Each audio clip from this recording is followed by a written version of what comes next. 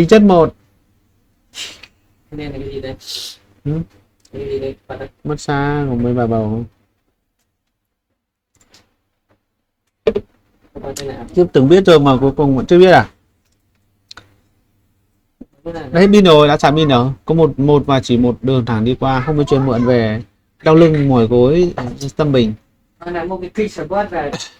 Nhưng mà bóc cái xuống không?